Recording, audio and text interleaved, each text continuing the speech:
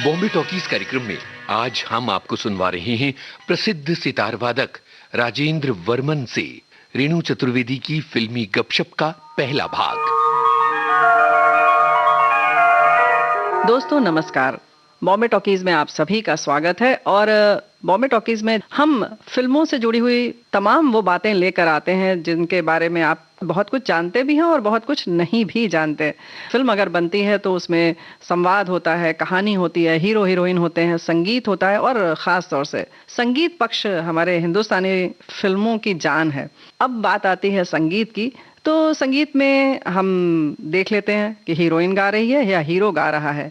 अब बहुत हद तक दोस्तों हम ये जानने लगे हैं कि इसको लिखा किसने है, यानी शब्द रचना किसकी है, संगीत किसने दिया है और फिर गाया किसने है, तो हम उसका आनंद लेते हैं। लेकिन क्या आपने कभी सोचा कि इसके पीछे जितने वाद्य यंत्र बजते हैं, जो इनमें जान डालते हैं, खिलकर जो गीत आता है, उसमें संगीत का बहुत बड़ा योगदान रहता है। आज हमने एक वादक कलाकार को बुलाया है और आप बहुत उम्दा सितार बजाते हैं, सुविख्यात कलाकार हैं। हमारे साथ है राजेंद्र वर्मन जी। हम बता दें कुछ फिल्में जो आपने ज़रूर देखी होंगी, नहीं तो नाम सुना होगा, जिससे कि आप समझ सकेंगे कि इनकी कलाकारी का जो अंदाज है वो हमने कहाँ कहाँ सुना है। फिल्मों की अगर बात करें तो प्रतिमा और पायल, देश परदेश, तोहफा फिल्म, हीरो फिल्म में भी आपने बजाया है, अंगूर फिल्म आपने ज़रूर देखी होगी, वहीं संसार फिल्म। तो कुछ ऐसी फिल्में हैं जिसमें कि आपके सितार बजाने से गीत जो है बहुत खूबसूरत बन पड़ा था।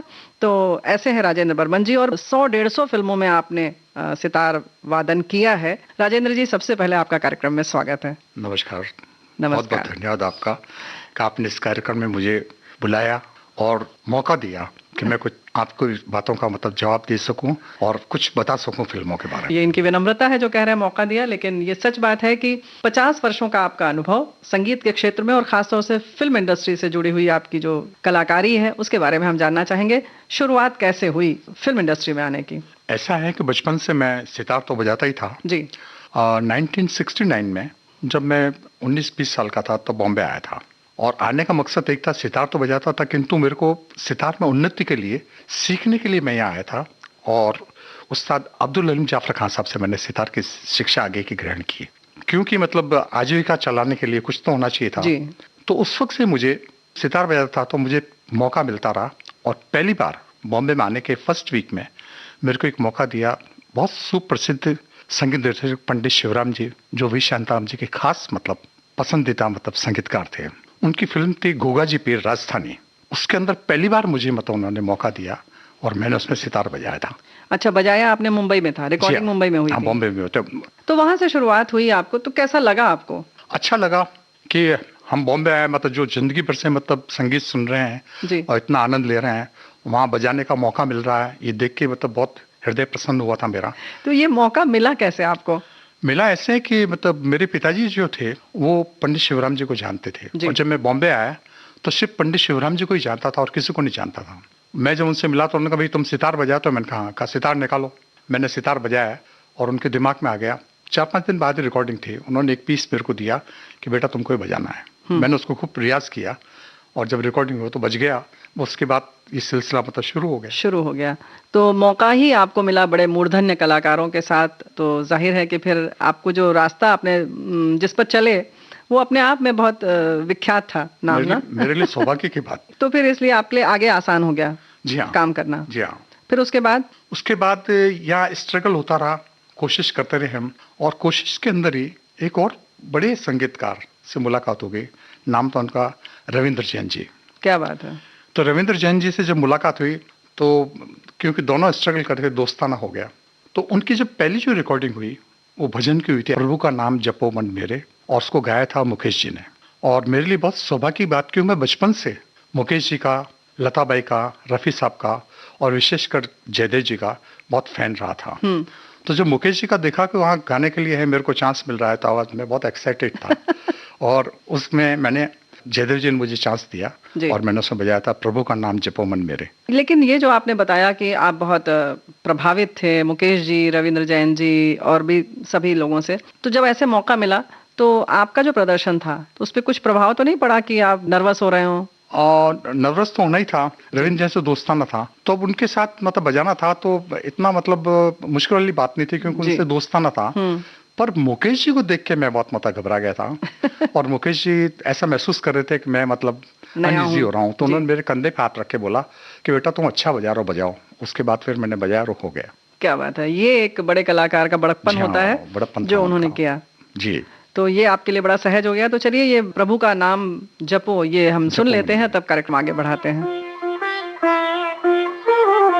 प्रभु का नाम जपो मन मेरे, प्रभु का नाम जपो मन मेरे, दूर करे वही संकट तेरे, दूर करे वही संकट तेरे। हरे राम राम राम हरे हरे, हरे कृष्णा कृष्णा कृष्णा हरे हरे। प्रभु का नाम जपो मन मेरे।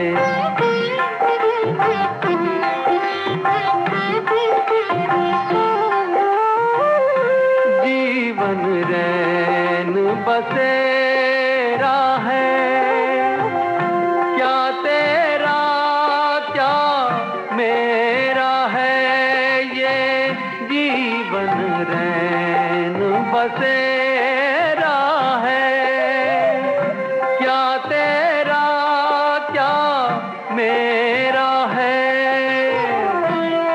नैनों से नीर झरे रे, दूर करे वही संकट तेरे। हरे राम राम राम हरे हरे, हरे कृष्णा कृष्णा कृष्णा हरे हरे। प्रभु का नाम जपो मन मेरे।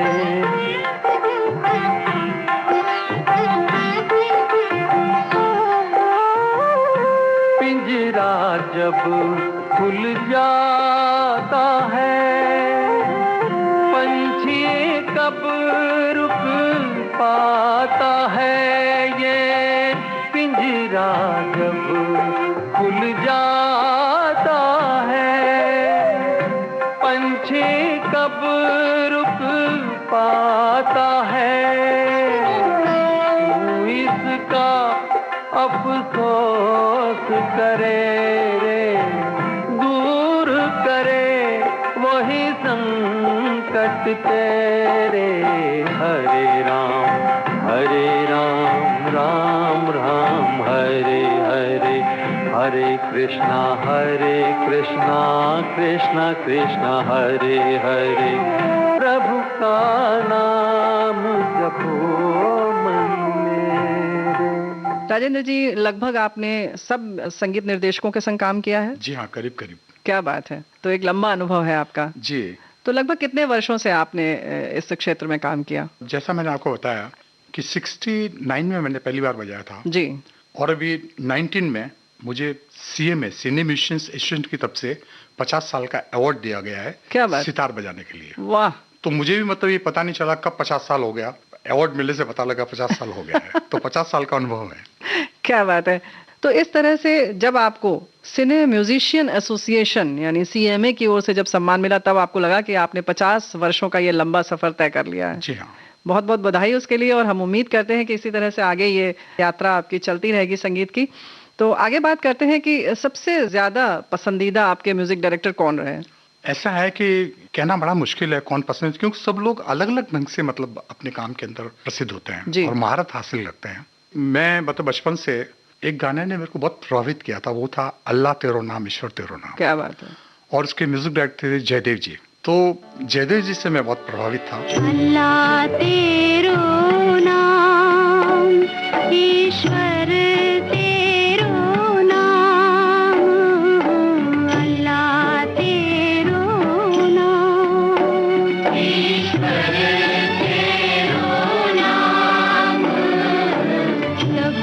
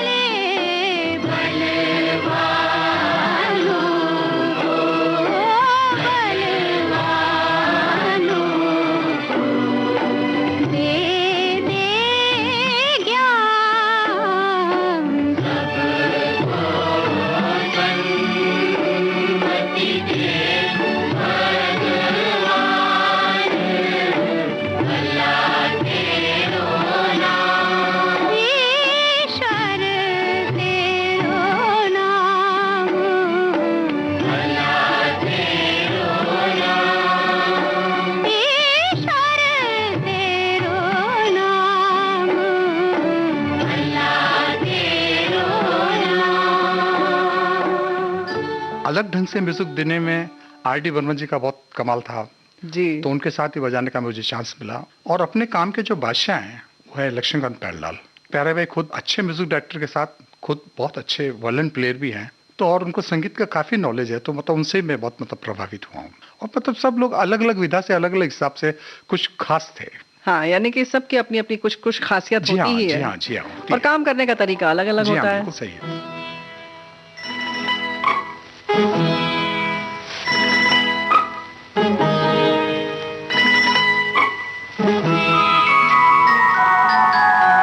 तुम गगन के चंद्रमा हो, मैं धरा की धूल हूँ, मैं धरा की धूल हूँ। तुम प्रलय के देवता हो, तुम प्रलय के देवता हो, मैं समर्पित फूल हूँ। तुम हो पूजा मैं पुजारी, तुम सुधा मैं प्यास हूँ, तुम सुधा मैं प्यास हूँ।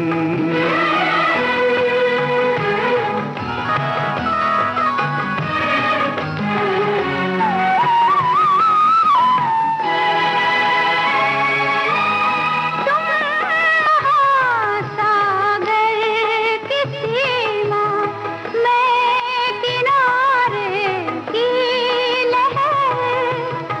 तुम महासंगीत के स्वर, मैं अधूरी सांस भर। तुम हो पाया मैं हूँ छाया, तुम क्षमा मैं भूल हूँ। तुम गगन के चंद्रमा हो, मैं धरा की धूल हूँ, मैं धरा की धूल हूँ।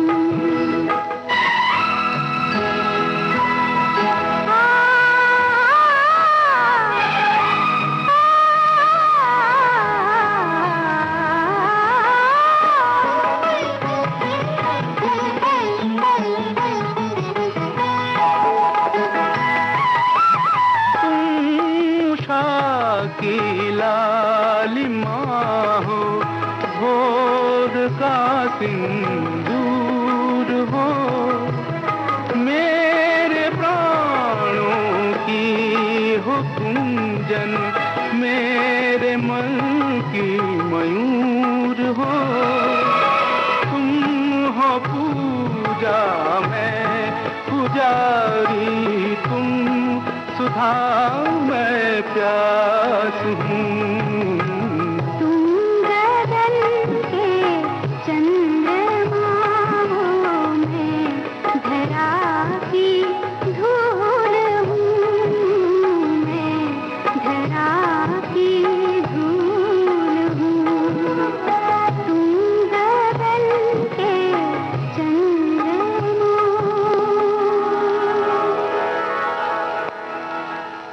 तो क्या आपको लगता है कि अगर आप जैसे कि एक सितारिस्ट हैं, तो आपका अपना एक तरीका जो है जी।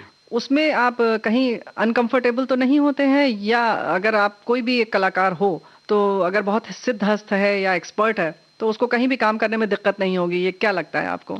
आप तो ठीक कह रही हैं कि कंफर्टेबल मतलब अक्सर कंफर्टेबल रहते हैं, पर एक बार ऐसा हुआ है जी। जब मैं बहुत अपने आप को अनकंफर्टेबल महसूस कर रहा था, और वो वही मौका था जो मैं आपसे कह रहा हूँ, जयदेव जी का म्यूजिक था। जी। और पहली बार मैं मतलब उनके साथ मतलब काम कर रहा था, और फिल्म थी परिणय, और गाना था सूरज की किरणों से तपते हुए तन को मिल जाए तरवर की छाया। तो उसमें जयदेव जी से पहली बार मुलाकात, और उस वक्त की महान सरोद वादिका जयवीन दारूवाला जी, जो बहुत सब फिल्मों में मतलब बजा चुकी थी, जी। और उनको हिंदी और नॉर्टन का, इंग्लिश वेस्टर्न नॉर्टन का बहुत सिद्धहस्त थी। अच्छा। हाँ जी, हिंदी और अंग्रेजी दोनों नोटेशंस में? जी हाँ, वो आता क्या था बात उनको। है। क्योंकि उन्होंने राम प्रसाद जी से मतलब वेस्टर्न सीखा नॉर्टन था। सीखा था। जी।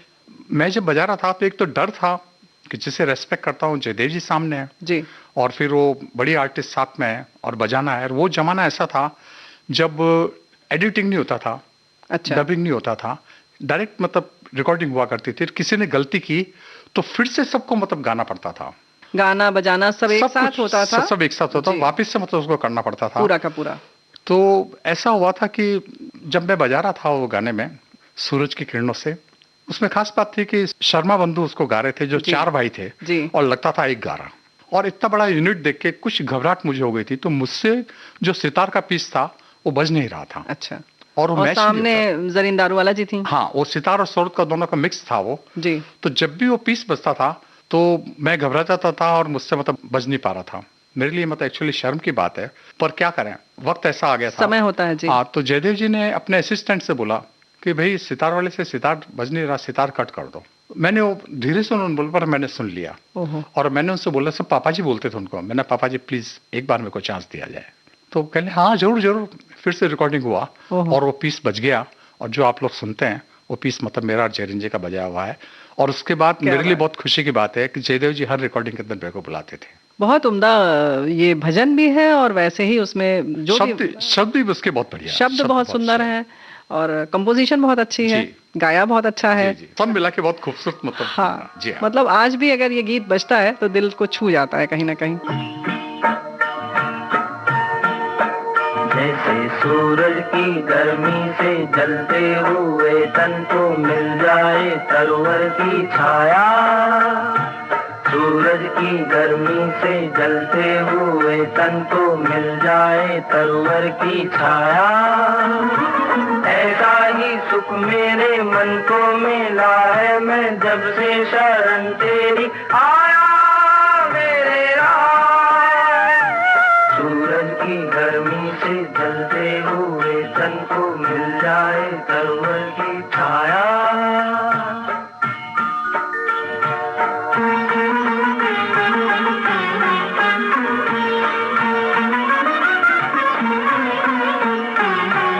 भटका हुआ मेरा मन था, कोई मिलना रहा था सहारा, भटका हुआ मेरा मन था, कोई मिलना रहा था सहारा, लहरों से लड़ती हुई नाव को, लहरों से लड़ती हुई नाव को जैसे मिलना रहा हो किनारा, मिलना रहा हो किनारा, उस लड़खड़ाती हुई नाव को जो किसी ने किनारा दिखाया, ऐसा ही सुख मेरे मन को मिला है, मैं जब से शरण तेरी आया मेरे राम।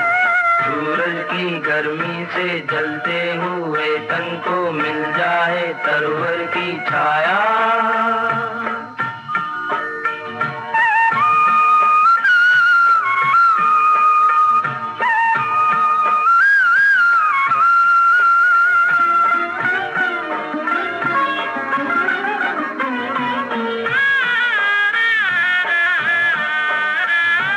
शीतल बने आग चंदन के जैसी, राघव कृपा हो जो तेरी, राघव कृपा हो जो तेरी, उजियाली पूनम की हो जाए रातें, ज्योति अमावस अंधेरी, उजियाली पूनम की हो जाए रातें, ज्योति अमावस अंधेरी,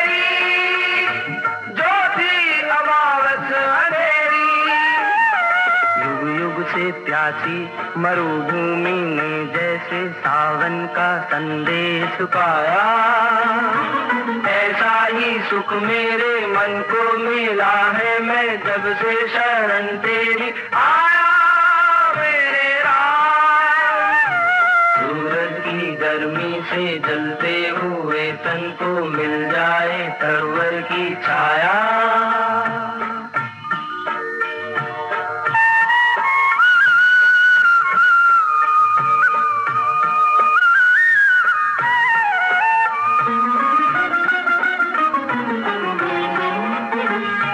राह की मंजिल तेरा मिलन हो, उस पर कदम मैं बढ़ाऊं।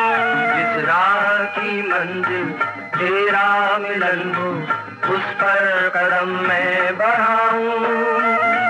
फूलों में खारों में पतझड़ बहारों में मैं ना कभी डगमगाऊं।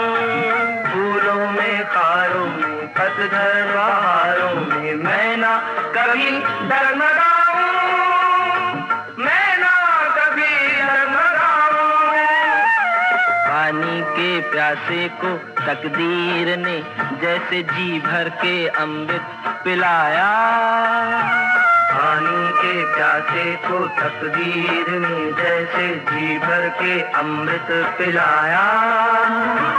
ऐसा ही सुख मेरे मन को मिला है, मैं जब से शरण तेरी आया मेरे राह।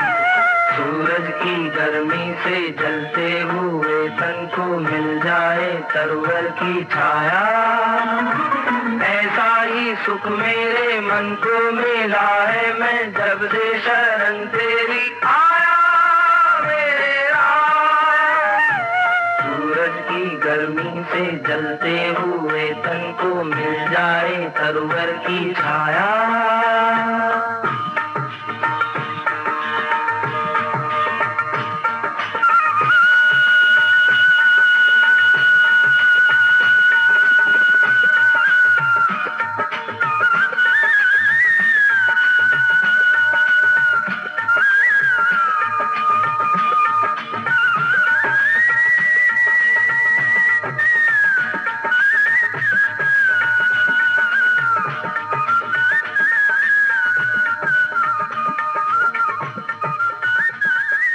बहुत सुंदर भजन दोस्तों हमने सुना अभी, और हम बातचीत कर रहे हैं सुविख्यात सितार वादक राजेंद्र वर्मन जी से।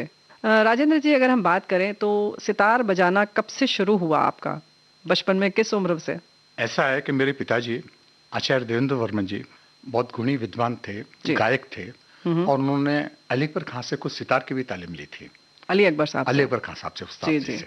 तो सितार का उनका अनुभव था, और मुझे बचपन से संगीत का मतलब बहुत शौक था, क्योंकि मतलब जन्म से आ गए थे, मतलब खून में ही था आपके? हाँ, आई बिलोंग्स टू म्यूजिकली फैमिली। मेरे चारों तरफ मतलब जो है, मेरे पिताजी आर्टिस्ट थे, मेरे चाचा जगदीश वर्मन दूरदर्शन पे फ्लूट वादक थे। अच्छा। मेरे एक अंकल भूमराज वर्मन जो तबला बजाते थे, एक और अंकल थे जो हारमोन, मतलब घर में पूरा मतलब म्यूजिकली माहौल था। तो बचपन मेरा उनके साथ बीता। तो मैंने गाना सीखा है, तबला सीखा है, दिलरुबा सीखा है। क्या बात। किंतु सितार ने मुझे बहुत प्रभावित किया।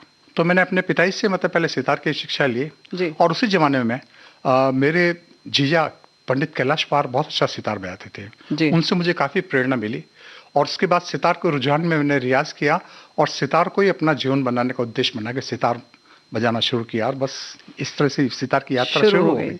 चलिए, जब आपने इतने परिवार की बात की है तो हम ये जानना चाहते हैं कि आपका जन्म स्थान कहाँ पर है, और कब आपका जन्म हुआ, और कहाँ के हैं आप मूल रूप से? मैं जोधपुर से बिलोंग करता हूँ जी। जोधपुर में मेरा जन्म हुआ। 30 जनवरी 1948 को मैं पैदा हुआ था, और उसके बाद जयपुर के अंदर मेरे पिताजी मतलब संगीत की सेवा कर रहे थे, तो फिर बाद में जयपुर आ गए थे।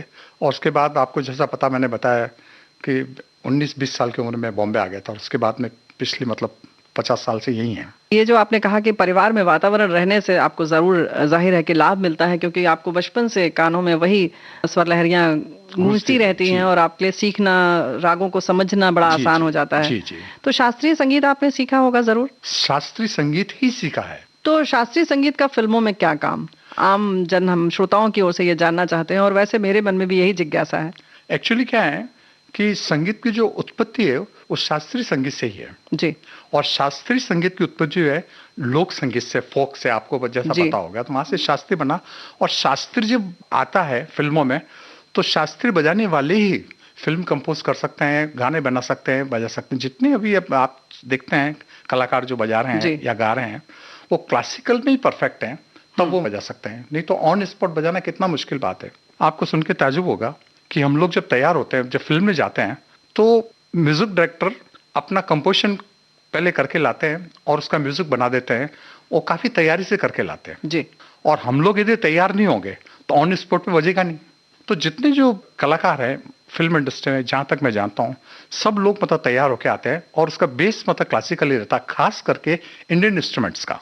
जी यानी हमारे जो भारत के वाद्य यंत्र हैं जो यहाँ प्रचलित हैं, उनका खास तौर से, और खास तौर से अगर आपने शास्त्रीय संगीत सीखा है तो आपके लिए बड़ा आसान हो जाता हाँ है। जी, हाँ जी, हाँ। या यूं कहें कि शास्त्रीय संगीत सीखना अनिवार्य हो जाता है। बिल्कुल सही बात है। सितार, सरोद, सारंगी, ये कुछ ऐसी चीजें हैं कि उसको शास्त्रीय संगीत के अंदर काफी मतलब प्रधानता उसकी। जी। और उसके जो परफेक्ट लोग हैं, वो जो फिल्म इंडस्ट्री में आप जानते हैं हिंदुस्तान के जितने बड़े बड़े आर्टिस्ट जी। हैं, सबने इसमें पार्टिसिपेट किया। मैं मतलब नाम लूंगा तो बहुत लंबी लिस्ट हो जाएगी। पर आपको पता है कि क्लासिकल जो परफेक्ट है वो लोग फिल्में में परफेक्ट है। वो हर जगह परफेक्ट हो जी हाँ, सकते perfect हैं, है। उनके लिए कोई दिक्कत हाँ, नहीं क्योंकि होगी। उनका मतलब लंबा चौड़ा रियाज होता है और ये छोटे छोटे पीस होते हैं, तो मतलब वो लोग बजा सकते हैं, जब क्या है मुश्किल चीज। जी। मैं हमेशा एक बात कहता हूँ कि दो विधा अलग है, शास्त्रीय संगीत और ये फिल्म संगीत। फिल्म संगीत जो सुगम संगीत है उसमें आपको ऑन स्पॉट बजाना पड़ता है जी। और दूसरे के दिमाग को बजाना पड़ता है, जी। जो मुश्किल चीज है। और शास्त्रीय संगीत में आपको अपना दिमाग बजाना पड़ता है, तो आपको जितना आता है आप उतना ही बजा सकते हैं।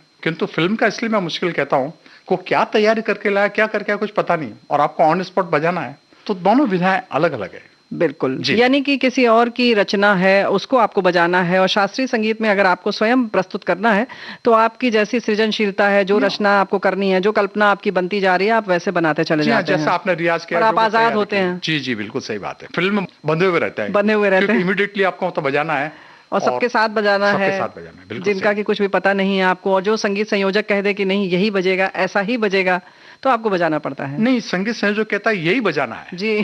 तो उसके अंदर दूसरा बजाने का सवाल ही नहीं उठता। बर्मन जी, एक बात ये बताइए, शास्त्रीय संगीत की आप बात कर रहे हैं हम लोग, या खासतौर से भारतीय वाद्य यंत्रों की जैसे आपने बात की, जी। तो हमारे यहाँ खासतौर से हिंदी फिल्मों में ये भारतीय वाद्य यंत्रों का प्रचलन कब से शुरू हुआ, आपको क्या लगता है? और किसी खास का योगदान है? मतलब पहले तो अंग्रेजी वाद्य यंत्र ही ज्यादा बजते थे और संगीत भी वैसा ही बनता था। ऐसा है कि हिंदुस्तान के आजादी के पहले लाहौर में आकाशवाणी हुआ करता था जी। और जब से आकाशवाणी है तब से उसमें कलाकार वहाँ अपॉइंट हो गए थे, जी। जिसमें आपको बताया सारंगी के महान विद्वान रामनारायण जी वहाँ काम करते थे, जी। अल्लाह रखा खां साहब वहाँ काम करते थे। जी। और वो क्लासिकल शुरू से ही है। और उसके बाद में जब हिंदुस्तान आजाद हुआ तो आपको पता है जितने अपने कलाकार हैं, पंडित रविशंकर जी हैं, विलायत खां साहब हैं, जी। हरिप्रसाद जी हैं, शिव कुमार शर्मा जी हैं, जरीन जी हैं, मतलब सब जितने कलाकार हैं सबने मतलब उसमें अपना योगदान दिया है जी। संगीत में, और सबने पार्टिसिपेट किया है। आकाशवाणी में आकाशवाणी में सब लोगों ने मतलब बजाया है, आकाशवाणी ने उनको बुलाया है, और संगीत सम्मेलन जो और नेशनल प्रोग्राम होते हैं, आकाशवाणी संगीत सम्मेलन होता जी। है, सब लोगों ने क्लासिकल उसमें बजाया है। और खास बात यह है कि इन लोगों ने फिल्मों में ज्यादातर बजाया है और उसको उर्स पे लेके आए। बिल्कुल सही बात आपने कही। लेकिन हिंदुस्तानी वाद्य यंत्रों का प्रचलन फिल्मों में लाने वाले मतलब कौन ऐसा था जिसने की शुरुआत की? जहाँ से फिल्म इंडस्ट्री शुरू होती है वहीं से शुरू हो गया था। जितने म्यूजिक डायरेक्टर थे हमारे, जी। सब मतलब हिंदुस्तानी वाद्यों को मतलब इस्तेमाल करते ही थे। सितार है, सरोद है, फ्लूट है, तबला, ये सब पखाव, सब ये मतलब इस्तेमाल शुरू से होता रहा है, उसमें नया कुछ नहीं है। बिल्कुल सही बात है जी। कुछ फिल्मों की अगर हम बात करें तो शास्त्रीय संगीत पर आधारित फिल्म की बात में आपको कौन सी फिल्म याद आती है, या किसका आप जिक्र करना चाहेंगे? बहुत ही अच्छा क्वेश्चन आपने किया। शास्त्रीय संगीत के आधारित फिल्म थी सुर संगम, जी। जिसमें प्यारे भाई का संगीत था, और मैं सौभाग्यशाली हूँ कि मुझे उसमें सितार मतलब बजाने का मौका मिला है। और जितने भी हैं सब राग पे आधारित गाने हैं। जी। और उसमें एक विशेष बात जो मैंने मतलब 50 साल के अनुभव में कभी नहीं किया था कि प्यारे भाई उस जमाने की, आपको पता होगा, शंकराभरणम साउथ की बहुत बड़ी फिल्म हुई क्लासिकल, शंकराभरणम। शंकराभरणम, जी जी। हाँ। तो क्या करते थे, स्क्रीन के ऊपर उसका शॉट दिखाते थे हमको, अच्छा। शंकराभरणम का, ताकि हम लोग मतलब उससे उत्साहित हो जाए, मतलब कैसे होगा। और उसके बाद वो रिकॉर्डिंग होता था, राजन जी, हम लोग प्यारे भाई सब लोग बैठ के देखते थे, लक्ष्मीकांत जी सब देख के देखते थे। उसके बाद में उसका रिकॉर्डिंग होता था, और उसके 8-10 गाने सब अलग अलग रागों पर आधारित है। मैं का पिया बुलावे अपने मंदिरवा, मैं का पिया बुलावे अपने मंदिरवा, मैं का पिया बुलावे अपने मंदिरवा, मंदिरवा मंदिरवा, मैं का पिया बुलावे।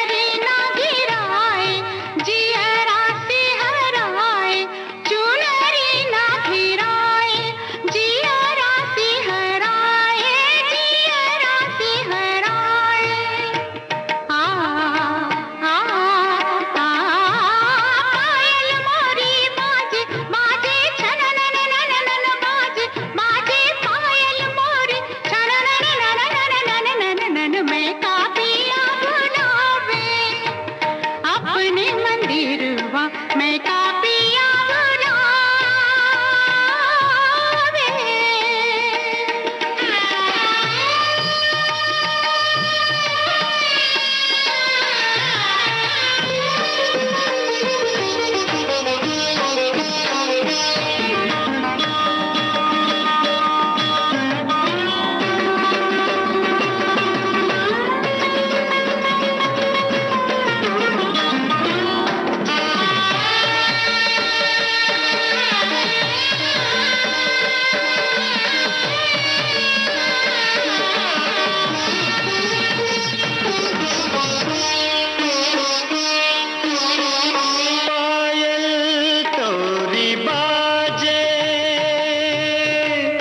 सपन मोरा जागे। आ आ आ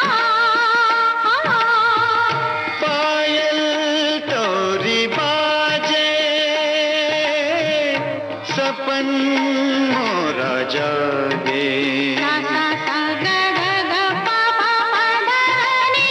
मदन गुनगुनाए गाए गुनगुन गुनगुन गाए गाए मदन गुनगुना।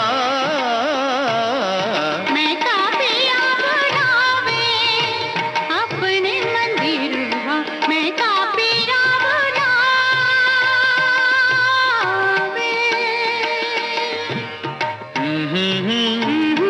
आहा हा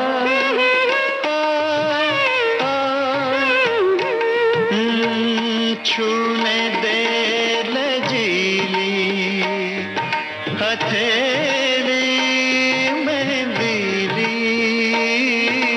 मेरा मनवा गाए गाए नन नन नन नन गाए गाए।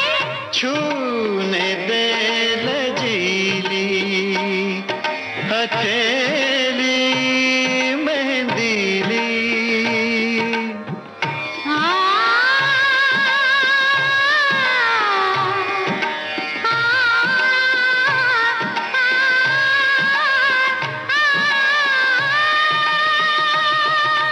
साग साग पग पग पग नि सा नि सा सा सा सा नि पग प सा नि पग प नि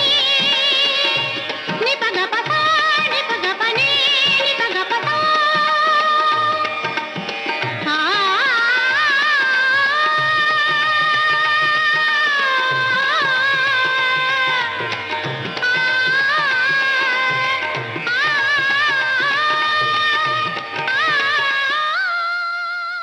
श्रोताओं, हमने अभी सुना फिल्म सुर संगम का ये गीत और हम आज अपने अतिथि कलाकार जिनसे बात कर रहे हैं उनका नाम है राजेंद्र बर्मन जी और बहुत अच्छा सितार बजाते हैं। राजेंद्र जी, अब ये बताइए कि ये जो गीत अभी हमने सुना आपने सितार बजाया है। सब गानों में मतलब सितार बजाया क्या है बात और उसमें सब मतलब इंडियन इंस्ट्रूमेंट का इस्तेमाल किया है प्यारे भाई ने जी। और बहुत क्लासिकल, बहुत अपने आप में बहुत अद्वितीय मतलब फिल्म बनी है। और ये- उसमें हीरो जो थे जी। उन्होंने बहुत अच्छा काम किया था। गिरीश कर्नाड जी थे, जी। हीरोइन थे जयाप्रदा क्या और बात। वो फिल्म काफी प्रचलित भी हुई है। और आपने जैसा कि बताया कि सारे गाने जो हैं राग पर आधारित गाने जी हैं, तो हाँ। पूरी तरह से शास्त्रीय संगीत पर आधारित ये फिल्म जी। बहुत अच्छी लगी। और इसके संग संग जो आपने बताया कि शंकराभरणम का जो पोस्टर दिखाते थे सबसे पहले, क्या शंकराभरणम भी पूरी शास्त्रीय संगीत पर आधारित फिल्म? जी हाँ, शंकराभरणम पे पूरी क्लासिकल पर आधारित थी और उसको बहुत ही अच्छे ढंग से पिक्चराइज किया और काफी उसमें तब साउथ का जी। म्यूजिक उन्होंने इस्तेमाल किया, इसलिए हमको दिखाते थे। कर्नाटक संगीत। हाँ, कर्नाटक संगीत दिखाते तो उसके मतलब रील दिखाते थे हमको। अच्छा। फिल्म का पोस्टर नहीं दिखाते थे, एक एक पार्ट रील का दिखाते थे और उसको सुन के फिर हम लोग सब प्रभावित होते मतलब बजाते थे। क्या बात है, मतलब यूं कहना चाहिए कि एक पूरा माहौल बनाते थे, जी हाँ। वातावरण तैयार करते जी थे हाँ। शास्त्रीय संगीत का, बिल्कुल सही कह रही हैं आप। ताकि वो प्रभाव सबके अंदर आए। जी हाँ। मतलब ये प्यारेलाल जी की खूबी है कि उन्होंने पहले तो उसको तलाशा, फिर उसके बाद सोचा कि हाँ ये एक प्रेरक बन सकती है अच्छे संगीत के लिए। मैं आपको एक गाना मतलब सुनाना चाहूंगा। जरूर। जाऊं तेरे चरण कमल पर वारी। जाऊं तोरे चरण कमल पर वारी। जाऊं तोरे चरण कमल पर वारी। हे गोपाल गोविंद मुरारे। हे गोपाल गोविंद मुरारे।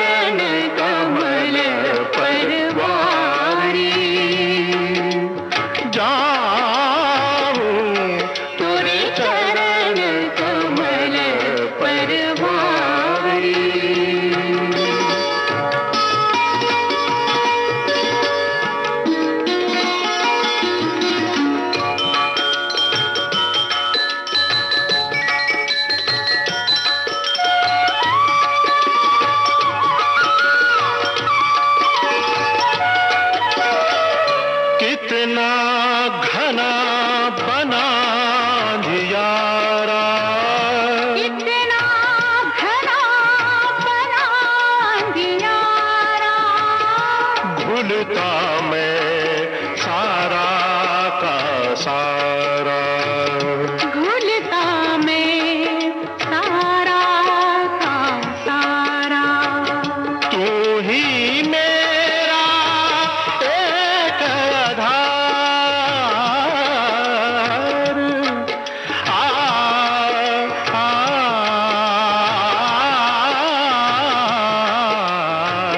गरे पग धप धप गरे ग पद रे ग गरे सा धप गरे ग पद रे सा धा धप ध धप ग प प गरे ग गरे सा रे ग पद सा धप गरे सा।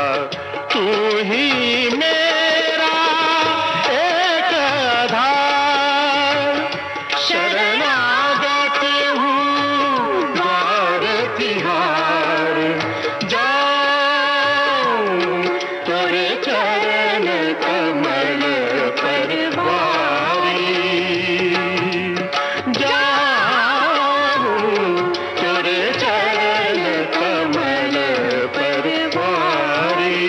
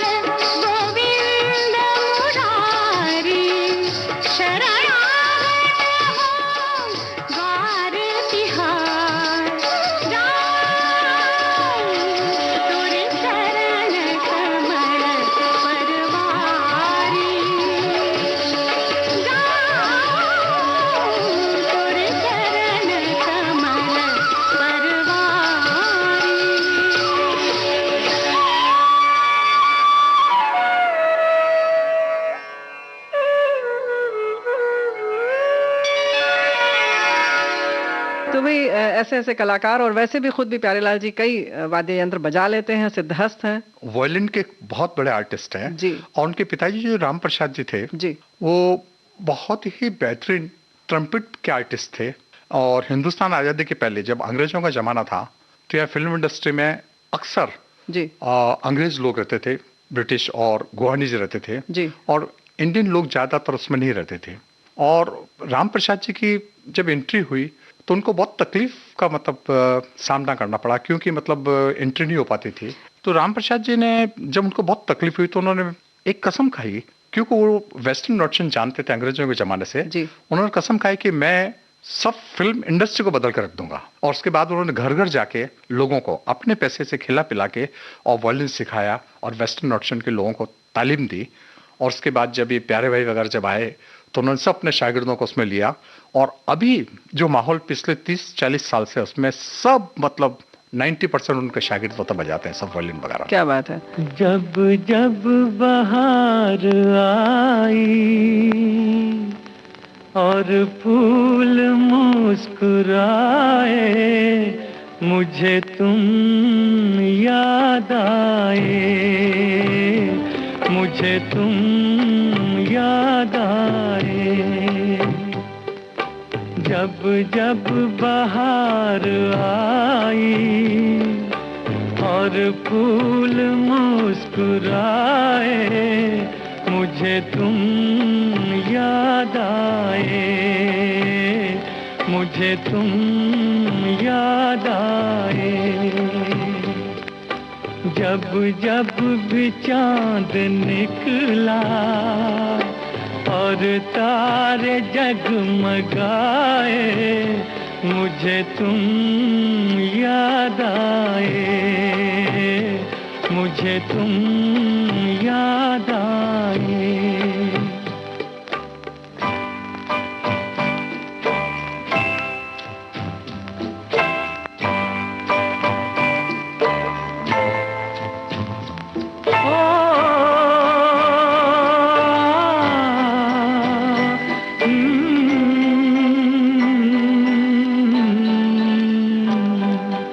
अपना कोई तराना मैंने नहीं बनाया, अपना कोई तराना मैंने नहीं बनाया। तुमने मेरे लबों पे हर एक सुर सजाया। हो जब जब मेरे तराने दुनिया ने गुनगुनाए, मुझे तुम याद आए, मुझे तुम याद आए।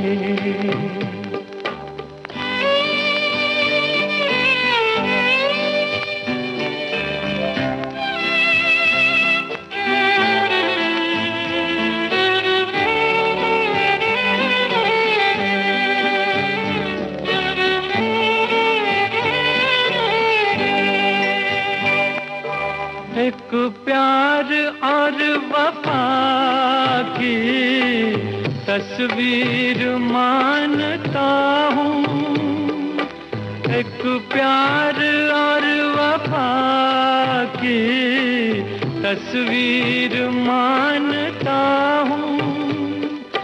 तस्वीर क्या तुम्हें मैं तकदीर मानता हूँ। हो देखी नजर ने खुशियाँ या देखे गम के साए, मुझे तुम याद आए, मुझे तुम याद आए। नोटेशन पर उन्होंने क्या काम किया? नोटेशन उनका मतलब वेस्टर्न नोटेशन को जानते थे जी। जो कि मतलब अपने हिंदुस्तान की जो हमारे क्लासिकल आर्टिस्ट हैं, हम लोग सब भातखंडे जी की मतलब पद्धति को फॉलो करते जी हैं। जी, है ना? हमारे नोटेशंस अलग होते हैं जी। हमारे हिंदी में रहते हैं। सारे गा मा पा धा नी सा। हाँ, सारे गा मा पा धा, उनका स्टाफ नोटेशन डो रे मी, हाँ जी। डो रे मी सोलह जो भी स्टाफ को लिखने का भी अलग रहता है। जी जी। तो वो मतलब उनमें सिद्धस्त थे और उन्होंने उस सबको सिखाया था। और अभी जो फिल्म इंडस्ट्री में जितने लोग बजाते हैं सब स्टाफ नोटेशन बजाते हैं, एक्सेप्ट जो हमारे जैसे जो क्लासिकल वाले आर्टिस्ट वो बेचारे हिंदी में लिखते हैं और हम लोग हिंदी करके मतलब बजाते हैं। तो उन्होंने मतलब बहुत रिवोल्यूशन लेके आए थे राम प्रसाद जी। जी। मैं एक वाकया आपको बताना चाहूंगा कि फिल्म थी साउंड को आने दो, म्यूजिक डायरेक्टर थे राजकमल जी, मैंने उसमें बजाया है। और अपन क्योंकि मतलब आकाशवाणी से बिलोंग करते हैं जी जी, तो आकाशवाणी का सेट लगा हुआ था वहाँ पे जी, स्टूडियो के अंदर। और उनकी तमन्ना थी कि जितने मतलब वो इंस्ट्रूमेंट है सब मतलब बजाने वाले ओरिजिनल चाहिए। अच्छा, जो वाद्य यंत्र बजाते हैं वही वहाँ बैठे, वही कोई और एक्टर ना बैठे हो। No actor. तो हम सब लोगों को बुलाया था, सारंगी, सितार, वॉयलिन वगैरह सब बैठे थे। और उसमें खास बात है राम प्रसाद जी भी वहाँ आए हुए थे। वाह। किसी को नहीं पता होगा, प्यारे भाई की एक बहन पियानो बजाती है, वो पियानो पे बैठी हुई थी। अच्छा, प्यारेलाल जी की बहन पियानो बजाती है? हाँ जी, हाँ। अच्छा, वो मतलब पियानो पे है, उस पर आप सेट देखेंगे तो उसमें पियानो पे बैठी हुई है। क्या बात है। तो वहाँ आज उस दिन बहुत खुश थे और आके उन्होंने जो बात की तो हम लोग सब बहुत ताली बजा के खुश हो गए। तो उन्होंने कहा था आज जितने लोग हैं जी सब मेरे शागिर्द हैं। क्या बात है। तो मेरे तरफ इशारा करके बोला कि सितार वाला भी मेरा शागिर्द है क्योंकि मैंने 10-15 दिन उनसे तो नोटेशन सीखा था। अच्छा, तो वो जो गाना है मैं आपको सुनाना चाहूंगा। और उसमें पहली बार अरुण गोविल जी ने मतलब काम किया था, जी, वो जी। हीरो थे। वो जरा आप गाना देखिए। जी हाँ, ये गीत तेरे बिन सुना के आप जी हाँ, जिक्र जी कर हाँ, रहे हैं, जी क्या बात है। जरूर सुनते हैं ये गीत।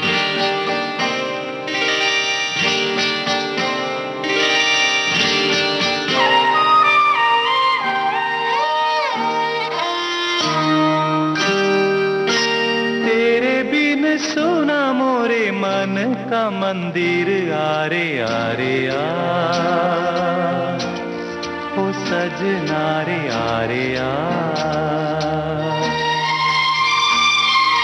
तेरे बिन सुना मोरे मन का मंदिर, आरे आरे आ आरे आ आरे आ ओ सजना रे आरे आ आरे आ आरे आ।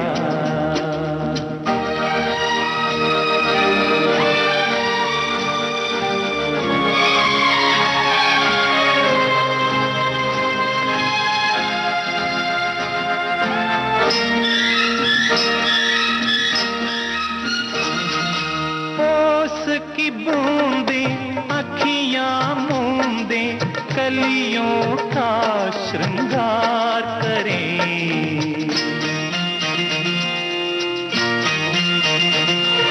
फूल चमन से महक पवन से लहरें तट से प्यार करें। मैं अकेला पंछी जैसा, मैं अकेला पंछी जैसा ढूंढूं तेरे मन का बसेरा। तेरे बिन सोना मोरे मन का मंदिर, आरे आरे आ आरे आ आरे आ ओ सजना रे आरे आ आरे आ आरे आ।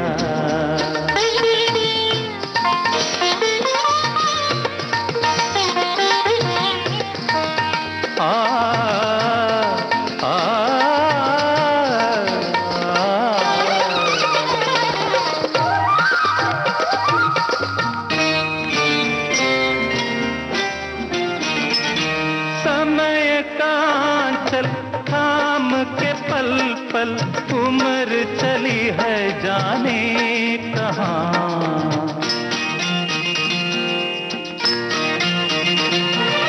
पर मैं ठहरा एक जगह पर बाट निहारूं तेरी यहाँ।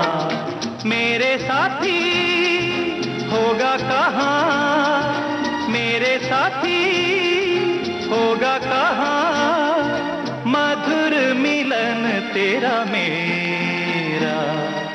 तेरे बिन सुना मोरे मन का मंदिर, आरे आरे आ आरे आ आरे आ ओ सजना रे आरे। श्रोताओं, हमने सुना सावन को आने दो का ये गीत, और बड़ी खास बात है जैसा कि वर्मन जी आप बता रहे हैं कि ये हम कभी नहीं समझ पाते कि उसमें कितने दिग्गज लोगों ने, महान लोगों ने उसमें वाद्य यंत्र बजाए हैं, और ख़ास तौर से पंडित राम प्रसाद जी उसमें उपस्थित हों, स्वयं प्यारेलाल जी की बहन और सारे इंस्ट्रूमेंटलिस्ट।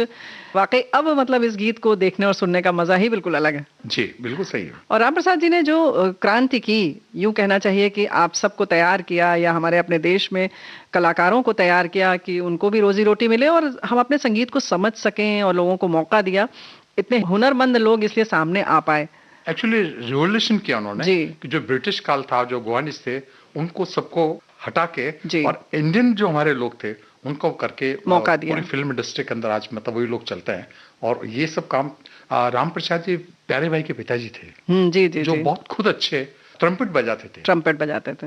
हम उन्हें नमन करते हैं और बहुत कृतज्ञ है पूरा इंडस्ट्री कह सकते हैं, और सारे संगीतज्ञ लोग कि उन्होंने मौका दिया और एक अपनी पहचान अलग बनाई सबके लिए। जी जी। और जैसा कि आप बता रहे हैं कि जितने भी इस समय वायलिन बजाने वाले हैं उनके शिष्य ही हैं, और इस तरह से उन्होंने मौका दिया, बढ़ावा दिया। जी जी। आए बहार को हम बांट लें, आए बहार को हम बांट लें, जिंदगी के प्यार को हम बांट लें, आए बहार को हम बांट लें, जिंदगी के प्यार को हम बांट लें, मिलके रोए मिलके मुस्कुराए हम, अपनी जीत हार को हम बांट लें, आइए बहार को हम बांट लें, जिंदगी के प्यार को हम बांट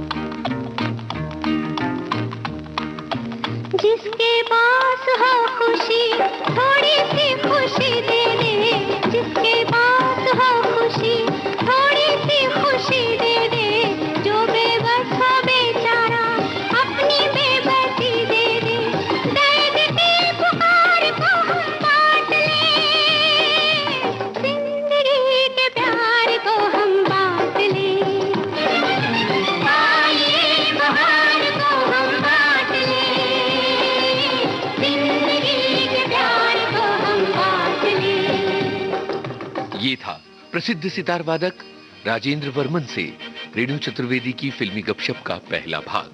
इस कार्यक्रम के लिए तकनीकी सहयोगी थे विनायक तडवलकर, संपादन आकांक्षा सिंह, प्रस्तुतकर्ता जुबैर खान। सेलुलाइट डिजिटल अपना बॉम्बे टॉकीज।